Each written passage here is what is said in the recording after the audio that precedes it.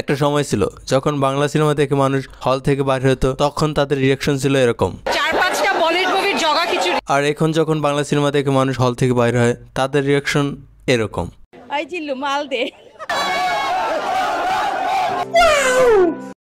কালের বিবর্তনে মানুষের রুচি, চাওয়া পাওয়া, পরিবেশ সবকিছু চেঞ্জ হয়েছে, কিন্তু বাংলা সিনেমা চেঞ্জ হয়নি। এখনো যারা এমনটা ভেবে আছেন তারা তাহলে তুফান দেখেননি, তারা তাহলে বরবাদ দেখেননি। কিন্তু সময়ের সাথে যে পরিবর্তন করে নিয়েছে আমাদের কিং খান, সেটা বরবাদ দেখলে বুঝতে পারবেন কতটা পরিবর্তন করতে পেরেছে। কি আপনার কি বিশ্বাস হয় না? আমি বিশ্বাস করি না। বিশ্বাস না হলে আমার করার কিছু নেই। আমি সিনেমাটা দেখেছি, এটা আমার ওপিনিয়ন। বাপ কেউ ছাড়ে না। আরেকটি সাধারণ ঘরের মেয়ে হয়ে কি পারবে সেই পাপীদের উপর তার পরিবার হত্যার বদলা নিতে? Hello, welcome. আপনারা দেখছেন Borbaad review by K star presence. তো কেমন হয় যদি আপনাকে ভালোবেসে মায়ায় জড়িয়ে মাঝপথে ছেড়ে রেখে চলে যায়?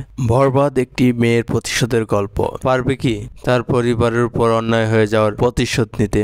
বাংলায় এরকম সিনেমা হয়েছে কিনা তা আমার জানা নেই। বরবাদ দেখার পরে আমার মনে হয়েছে এটাই বাংলার প্রথম অ্যাকশন ভাইলেন্স সিনেমা, যেখানে দেখানো হয়েছে একটি বকে যাওয়া অতি আদরের বাপের সন্তান, যার টাকা পয়সার ক্ষমতার কিছুরই অভাব নেই। সে কি করতে পারে সেটাই দেখানো হয়েছে এই সিনেমাতে। একটি উচ্চ বংশীয় প্রভাবশালী বংশীয় ছেলে কিভাবে অন্য একটা জগৎ ক্রিয়েট করে ফেলে, টাকা পয়সা ক্ষমতা আচ্ছন্ন হয়ে থাকে, সেটাই দেখানো হয়েছে।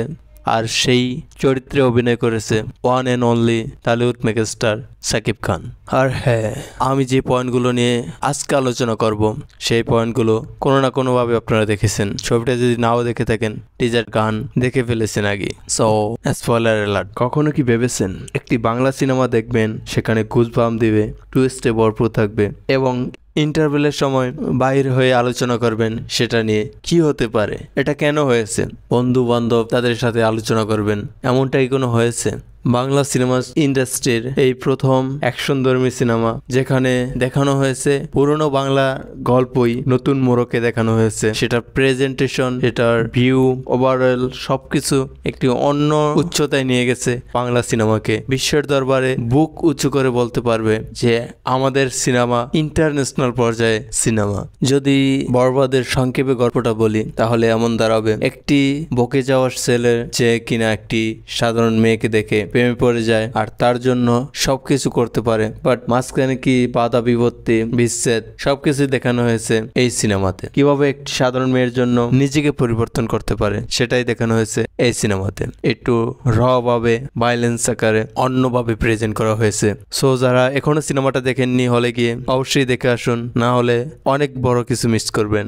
যেটা আপনাদের আফসোস ছিল শুরু থেকেই, বাংলা সিনেমাতে কেন বলিউডের মতো হয় না, কেন সাউথের মতো হয় না, সেরকমই একটা ভাইব। যদিও এটা গল্প কিন্তু আপনাদেরই, গল্প কিন্তু আমাদেরই গল্পের ফ্লেভার পাবেন সাউথের। গুজবাম্প ফিল হবে যখন সিনেমা হলে বড় পর্দায় সিনেমাটা দেখবেন। সিনেমাতে অভিনয় করেছে কারা? সাকিব খান, মিশা সওদাগর, গীতিকা পাল, যিশু সেনগুপ্ত, ফজলুর রহমান বাবু এবং আপনাদের প্রিয় একজন পরিচালক এটাতে অভিনয় করেছে, কাজী হায়াত। নাম শুনে ঘাবড়ানোর কিছু নেই, তিনিও এই মুভিতে ছিল। এই মুভিতে আমার ভালো লাগার বিষয়গুলো কি কি ছিল, যা হলো প্রথমে আমি যেটা অ্যাপ্রিসিয়েট করব, এটার প্রেজেন্টেশন খুবই ভালো লেগেছিল এবং এটার বিজিএম, ভিলেনের জন্য একটা বিজিএম, নায়কের জন্য আলাদা একটা বিজিএম, অন্যরকম একটা ফিল দিয়েছিল। সবগুলো চরিত্রই কোনো না কোনো ভাবে কানেক্টেড ছিল এই মুভির সাথে, গল্পের সাথে। হয়তো কোনো ক্যারেক্টারকে অত স্পেস দেওয়া হয়নি। অন্যান্য সিনেমা দেখতে দেখা যায় একটা কোনো গুরুত্ব নেই ক্যারেক্টারে, তাও সেটাকে গুরুত্ব দিয়ে বসে আছে, কিন্তু এখানে তেমনটা হয়নি। স্টোরি, গল্প, এটা বাংলা গল্প, পিওর বাংলা, বাট এটার মোড়ক ছিল সাউথ, সেটা বুঝে নেন। আর ক্রেজ দেখলে আপনারা বুঝবেন এটা কি লেভেলে হয়েছে। এই সিনেমা সংশ্লিষ্ট সকলকে আমি ধন্যবাদ জানাতে চাই, প্রযোজক, পরিচালক এবং যারা অভিনয় করছে সবাইকে ধন্যবাদ। এমন একটা সিনেমা উপহার দেওয়ার জন্য বাংলাতে, যেটা এর আগে কখনোই হয়নি। একটা মাইল ফলক ক্রিয়েট করে গেছে বরবাদ, যেটা পরবর্তীতে এটাকে বিট করতে গেলে এর থেকে বড় বাজেটের, এর থেকে বড় অ্যারেঞ্জমেন্টের সিনেমা উপহার দিতে হবে, তা নাহলে কখনোই সম্ভব হবে না। যে একটা পরিবর্তনের দ্বারা বরবাদ দেখিয়ে গেছে, এটা অব্যাহত থাকুক বাংলা সিনেমায়। বরবাদ দেখে কি সবই ভালো লেগেছে, সবই পজিটিভ মনে হয়েছে?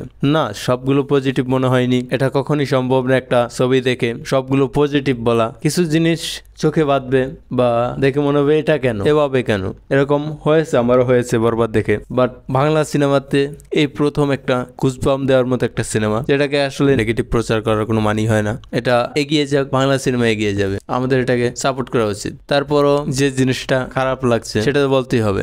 আমার কাছে যেটা খারাপ লাগছে সেটা হলো গানগুলো আমার কাছে কেন যেন মনে হয়েছে অতিরিক্ত হয়েছে। একটা সিনেমা দেখতেছি 1 ঘন্টা 19 মিনিট, তার ভিতরে গানই থাকে 5টা থেকে 6টা গান। কিন্তু হ্যাঁ, গানগুলো শুনতে ভালো লেগেছে। কিছু কিছু গানের প্লেসমেন্ট এত ভালো ছিল দেখার মতো, আর লাস্টের ক্লাইম্যাক্স সেটা তো যারা দেখেছেন সিনেমা হলে খুব এনজয় করেছেন। কিন্তু আমি একটা জিনিস লক্ষ্য করেছি, যখন ক্লাইম্যাক্স শেষের দিকে নায়িকা মারা যায়, নায়িকা যখন মারা গেল তখন অনেকেই ভাবছে ছবি শেষ, কিন্তু সেখানেও ছবি শেষ নয়, অনেকেই দেখে চলে যাচ্ছে আর কি। অনেকেই ভাবছে নায়িকা মারা যাওয়ার পরে আর কি দেখাবে, কিন্তু আরো দেখার বাকি ছিল। যারা উঠে চলে গেছে তারা হয়তো মিস করছে, তাদের রিভিউ একরকম থাকবে, আর যারা পুরোটা দেখেছে তাদের রিভিউ কিন্তু আরেক রকম থাকবে। সো অনেকে হয়তো সম্পূর্ণ না দেখেই চলে আসছে, তাদের রিভিউটা নেগেটিভ থাকতেই পারে। যদি জিজ্ঞেস করেন এই সিনেমা কি পয়সা উসুল, হ্যাঁ আমি বলবো আপনার পয়সা উসুল না, শুধু মানে ক্লাইম্যাক্সটা যে সেকেন্ড লুকটা দেখবেন, ওটা দেখলে আপনার পয়সা উসুল হয়ে যাবে।